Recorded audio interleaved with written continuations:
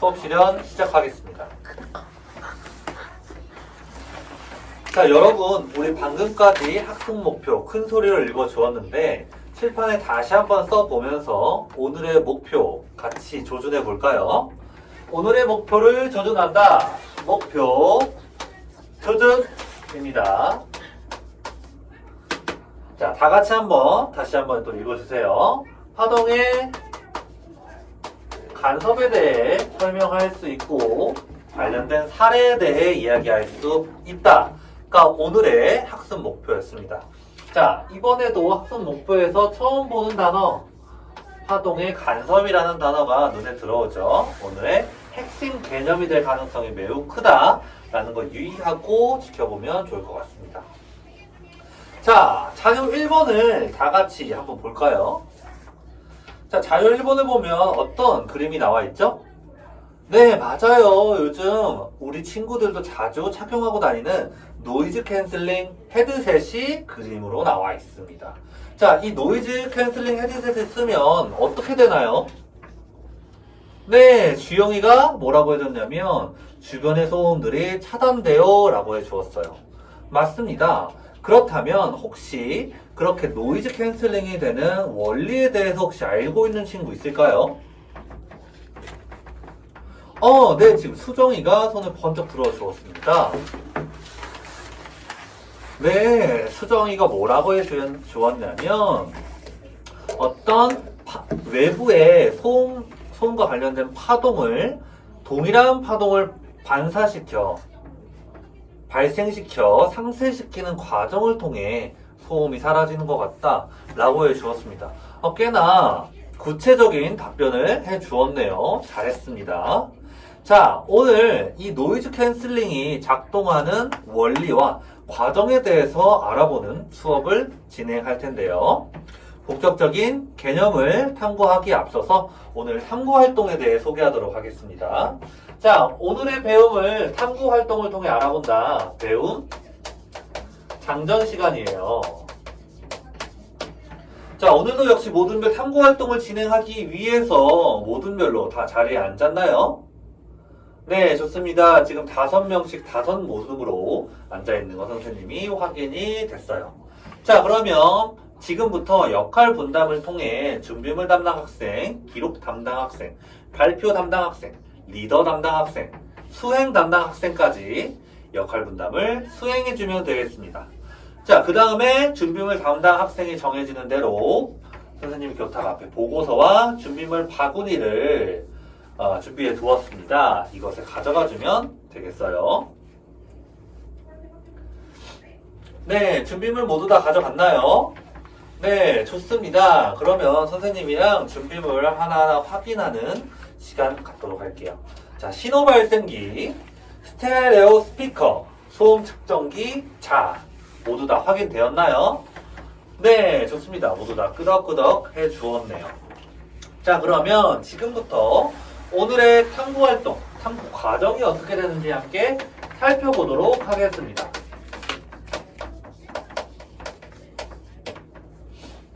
자, 자료 2번의 그림을 함께 보면서 오늘의 탐구 과정 하나하나 살펴보도록 하겠습니다. 자, 첫 번째, 신호 발생기에서 특정 진동수의 소리를 발생시켜 들어본다 라고 되어 있습니다. 그리고 과정 두 번째는 신호 발생기에서 스테레오 스피커를 연결하고 스피커를 실험대의 양쪽으로 벌려 위치하도록 한다. 이때 두 스피커의 사이의 거리는 약 1m가 되도록 한다 라고 했습니다. 그리고 과정 3에는요, 한쪽 귀를 막고 두 스피커의 앞을 지나며 소리의 변화를 관찰하고 기록한다. 그 다음 과정으로는 소리의 변화가 일어나는 지점들의 간격을 자로 측정한다. 자, 5번째는 자로 측정함과 동시에 소음 측정기로 측정한다. 마지막 과정 6번째는 신호 발생기에서 더 큰 진동수의 소리가 발생하도록 하여 과정 4, 5를 반복한다. 네, 과정이 6개로 꽤나 길게 설계가 되어 있습니다. 자, 하나하나 차근차근 진행하면서 어려운 점이 있으면 선생님에게 번쩍 손을 들어 도움을 요청해주면 좋을 것 같아요. 자, 탐구활동 하기에 앞서서 유의사항도 언급해야겠죠. 자, 이번 탐구 활동을 통해 이번 탐구 활동 진행하면서 어떤 유의사항이 있을 거라고 생각하나요?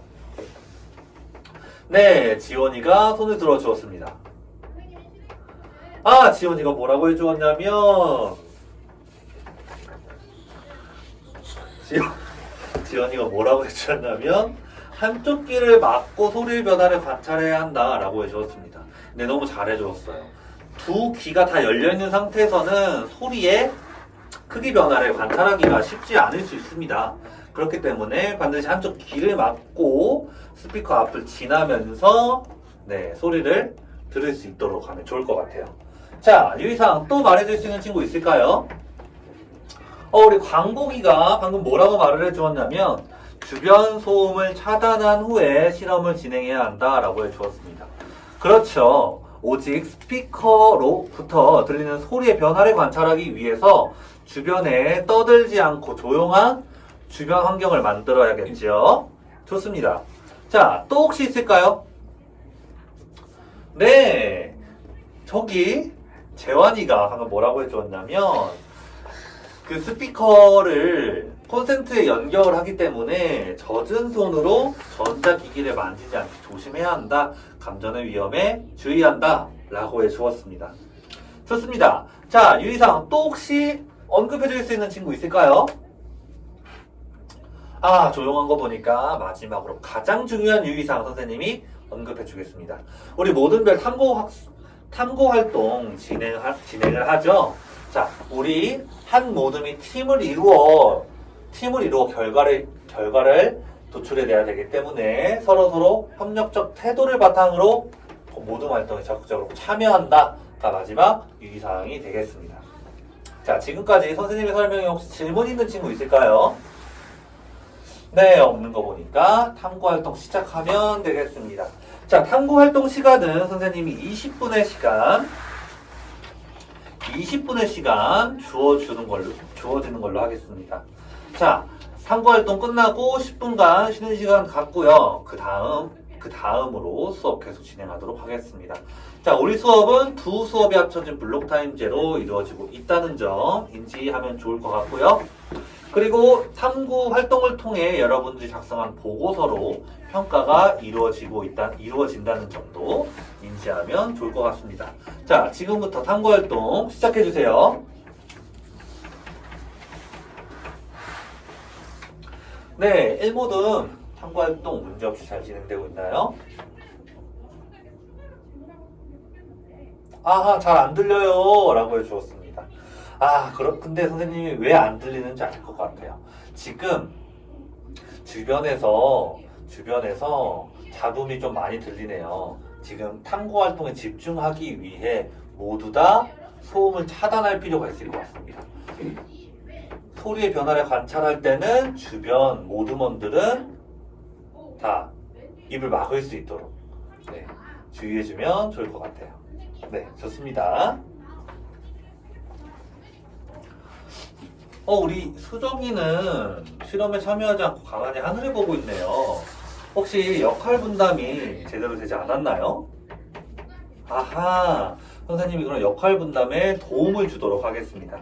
자, 이번 탐구 과정을 통해서 보니까 어떤 역할이 필요할 것 같냐면, 자, 스피커의 위치를 선정해서 놓아줄 친구가 필요할 것 같아요. 네, 그리고 놓아줄 친구가 필요할 것 같아요. 네, 그리고 그 길이를 1m의 길이를 정확하게 측정해 줄 수 있는 친구가 필요할 것 같고, 스피커의 주변을 지나면서 소리의 변화를 관찰할 수 있는 친구, 그리고 그것을 기록할 수 있는 친구, 그리고 이런 내용들을 바탕으로 발표해 줄 수 있는 친구. 네, 이렇게 역할 분담이 이루어지면 좋을 것 같습니다. 네, 그렇게 역할 분담 후에 탐구 진행하도록 하는 걸로 할게요. 좋습니다. 네, 우리 산모듬은 탐구 결과를 토의하는데 굉장히 시끌벅적하네요. 자, 선생님이 원활한 의사소통을 위해서 마이크 인형을 주겠습니다. 자, 이 마이크 인형을 들고 있는 학생이 발언권을 가지고 이야기할 수 있는 권한을 주도록 할게요. 자, 이를 통해서 협력적인 태도로 원활한 의사소통이 가능할 거라고 생각합니다. 자, 바로 시작해볼까요? 네, 지금 산모듬의 마이크 인형을 든 다솔이가 의견을 너무 잘 말해주었습니다. 네, 그러면 우리 나머지 모듬원들 어떻게 반응해줘야 되죠? 네, 우리 항상 이야기했던 협력적 태도로 인한 의사소통을 위한 규칙 있었죠? 다 같이 한번 외치고 시작하겠습니다. 자, 다 같이 한번 외치고 시작할까요? 자,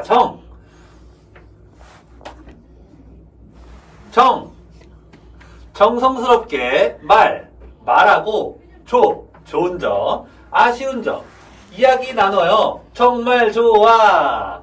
네, 이 규칙 충실히 따르면서 모든별 탐구활동 진행하면 좋을 것 같습니다. 네, 좋아요.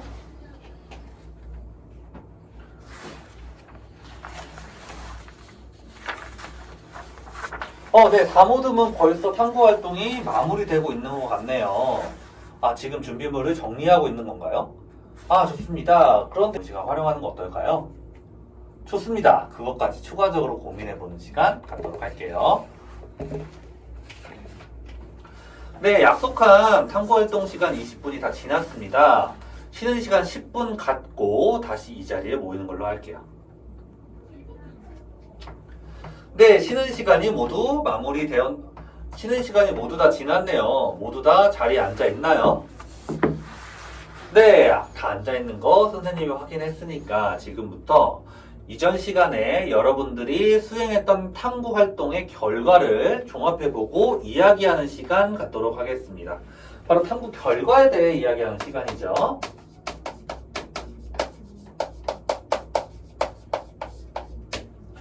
자, 탐구 결과를 모둠별로 이야기해보는 시간 갖도록 할 건데요. 자, 우리 모둠의 탐구 결과 먼저 이야기하고 이를 통해 종합해보고 싶다 하는 모둠 있을까요? 5모둠이 손을 번쩍 들어주었습니다. 그럼 5모둠의 발표 담당 학생인 광복이가 탐구 결과에 대해서 이야기해 줄 수 있을까요? 네, 좋습니다. 아하, 지금 광복이가 뭐라고 해줬냐면 진동수를 동일하게 해줬을 때 스피커로부터의 소리 관찰의 변화가 어떻게 나타났냐면 위치에 따라서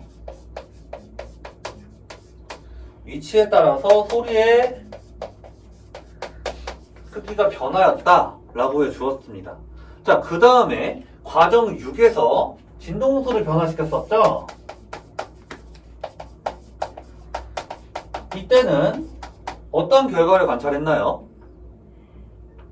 네, 좋습니다. 뭐라고 해줬냐면 위치에 따라 소리의 크기가 변하는 관찰을 똑같이 했는데 뭐가 달라졌냐 라고 했냐면 그 간격이 매우 짧아졌다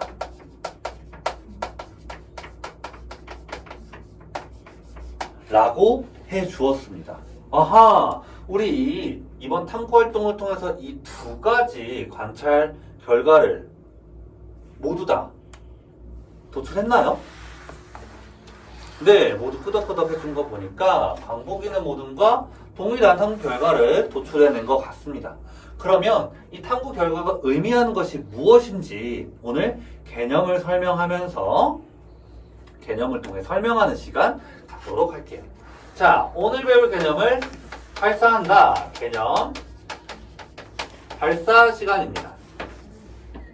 오늘 우리가 배워야 할 필수 핵심 개념이 뭐라고 했죠?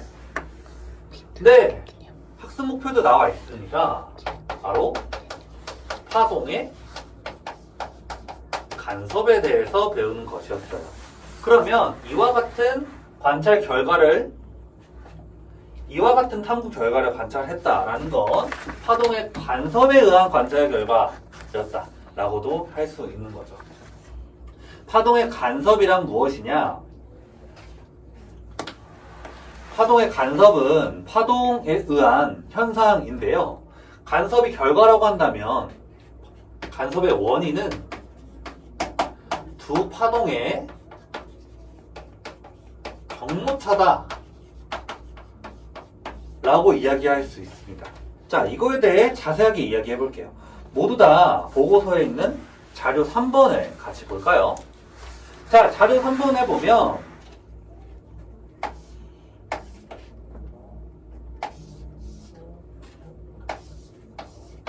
자, 이렇게 위상이 다른 파동이 가운데에서 만날 때 골과 마루가 만나면서 아무것도 없었던 파동처럼 나타나는 그림을 볼 수 있습니다. 맞나요? 네, 좋아요. 이와 같은 경우를 두 파동이 만나면서 생기는 간섭인데 아무것도 없었던 것처럼 상쇄되는 상쇄간섭이라고 합니다. 그리고 그 밑에 있는 그림을 보면요.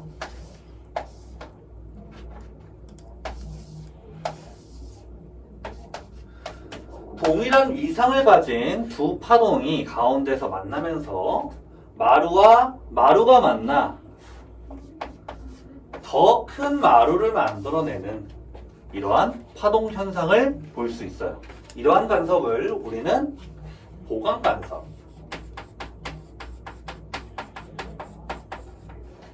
이라고 할 수 있는 겁니다. 자, 파동의 간섭으로 관찰할 수 있는 두 가지 현상이었는데요. 이 두 가지 현상으로 탐구 결과에 대해서 다시 한번 설명해 볼까요? 자, 진동수가 동일했을 때 위치에 따라 소리의 크기가 변하는 걸 관찰했다라고 했습니다. 그것은 바로 보강 간섭과 상쇄 간섭이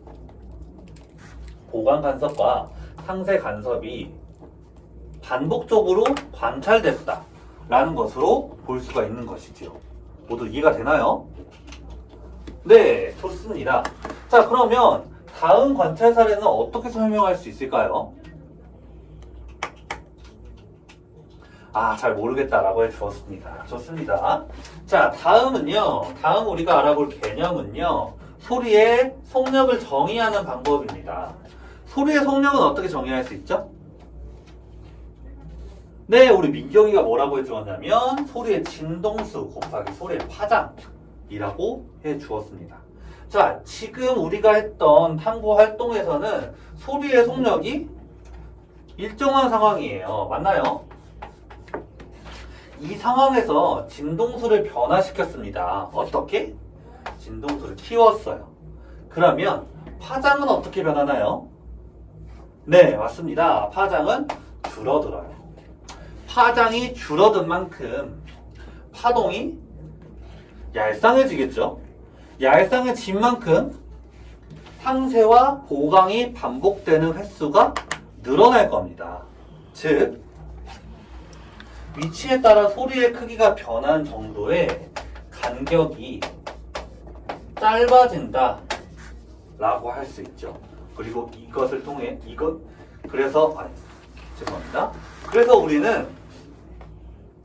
그래서 우리는 두 번째 실험에서 간격이 짧아지는 현상을 관찰할 수 있었던 거고요.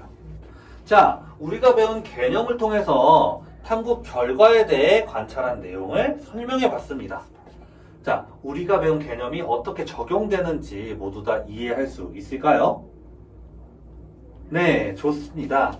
자, 그럼 마지막으로 우리 수업 시작하기에 앞서서 노이즈 캔슬링의 원리에 대해서 이야기했는데, 노이즈 캔슬링의 원리는 자, 이 두 가지 간섭 중에 어떤 간섭을 활용한 예시라고 할 수 있나요? 네, 순주가 잘 말해주었습니다. 상쇄 간섭을 이용한 사례인 것 같아요 라고 해주었어요.